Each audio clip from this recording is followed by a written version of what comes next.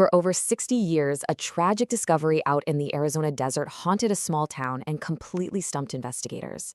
It was a case that became known for its heartbreaking nickname, the story of a child who was just lost to the world.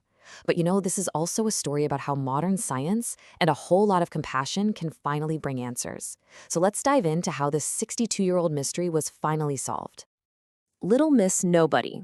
That's the name she was given by the community that found her, that cared for her, and that buried her when no one else knew who she was. For 62 long years, that was the only name she had, a sad placeholder for a life that was cut short and a family left with a gaping hole of not knowing. And then, boom, in March of 2022, the mystery was solved. Little Miss Nobody was identified as 4-year-old Sharon Lee Gallegos. So the big question is, how? How on earth did two seemingly separate tragedies, hundreds of miles apart, finally get connected after more than 6 decades? Okay, so to really understand the incredible breakthrough that gave Sharon her name back, we have to go back in time. We're heading back to the summer of 1960. So look at this timeline. It shows 2 completely separate events. Over in New Mexico, a little girl vanishes in broad daylight. Then 10 days later in Arizona, a child's remains are found. Back then, absolutely nobody connected the two. Let's break down exactly why. All right, let's start with the first tragedy, the abduction of Sharon Lee Gallegos, right from her grandmother's yard. And as the evidence shows, this wasn't some random, spur-of-the-moment act. It was planned. She was targeted. In the days right before she was taken, a strange, dark green car was seen just lingering near the family's home.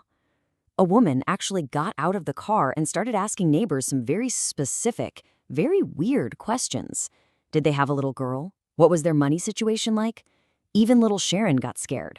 Her mom later said that her daughter, who usually loved to run around, suddenly got so nervous she'd asked to be carried past that car. Someone was definitely watching her.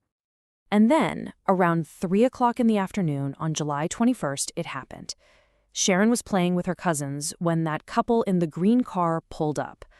The woman tried to lure Sharon with candy and clothes. When she said no, the woman just grabbed her by the arm, dragged her into the car, and they sped off. Her young cousins were the only witnesses, and their descriptions were all police had to work with for decades. Now, let's jump forward 10 days and nearly 500 miles away. This is where the second part of this awful tragedy unfolds. A school teacher is out in the Arizona desert looking for some interesting rocks, and he makes a discovery that is just horrifying. He found the partially buried remains of a little girl. The scene was absolutely heartbreaking, but also really puzzling.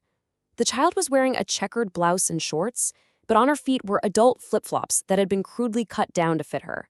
And maybe strangest of all, her fingernails and toenails were painted a bright, vibrant red. None of this lined up with the little girl who had vanished from New Mexico. So you can see why investigators at the time, even though they considered a link, officially ruled it out. The differences were just too big, especially for the technology they had in 1960. They thought the body was of a slightly older child, maybe 5 to 7. The clothing was all wrong. And that distance, 500 miles, it just seemed impossible. And that decision is exactly why this case went cold for 62 years. With no leads, no ID, nothing. The case of the unknown girl went cold, but she was not forgotten. Instead, the community of Prescott, Arizona sort of adopted her as one of their own. They actually raised money for her funeral and for a proper burial. And this is the inscription they put on her headstone. It's where she got the name that would define her for decades, Little Miss Nobody. They gave a complete stranger a dignified farewell. It's just an amazing act of compassion for a child they never even knew. This sentiment was captured perfectly by Dave Paladin. He was a local radio announcer who really led the charge on the fundraising. He said he just couldn't stand the thought of a little kid being buried in an unmarked pauper's grave. And because of him and the community, her final resting place was one of respect and remembrance. For decades, that was pretty much where the story ended, a kind community tending to the grave of an unknown child. But then, years and years later, modern science came along and offered a brand new chance at an answer. It just goes to show how new technology is rewriting the endings to some of our oldest, coldest cases. Now, the path to identifying her was long, and it was full of dead ends. In 2015, her remains were exhumed to get DNA. By 2018, they had a profile, but it didn't match anyone in the databases they checked. The real turning point, the game changer, came in December 2021. The case was handed over to Othram, a private lab that specializes in forensic genealogy. Using some really advanced techniques, they were able to build a complete DNA profile from that 62-year-old sample, which was really degraded. And here's the most incredible part. After 62 years of mystery, once Othram had that high-quality DNA profile, their genealogists found a match with Sharon's surviving relatives in a matter of weeks. The technology that just didn't exist in 1960 finally bridged that 500-mile gap between two tragedies. It's just amazing. That scientific breakthrough was huge, but it was really just the beginning. The confirmation finally brought a close to a story that had haunted two different groups of people for decades: Sharon's family and the community of Prescott that had cared for her. These are the words of Sharon's nephew, Ray Chavez, speaking at the press conference where they announced the identification. He was born after Sharon was taken, but he grew up hearing the story of his missing aunt. His words just perfectly capture the family's deep gratitude for the strangers who looked after her when they couldn't. You know, Sharon's parents, they passed away never knowing what happened to their little girl.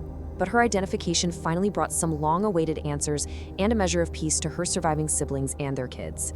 After decades of just not knowing, they finally knew where she was and that she had been looked after with love. So her name has been returned. A 62-year-old question has finally been answered. The Jane Doe case of Little Miss Nobody is officially closed. But the homicide investigation into the death of Sharon Lee Gallegos, that is now very much open. The final chapter in her story, well, that's still waiting to be written.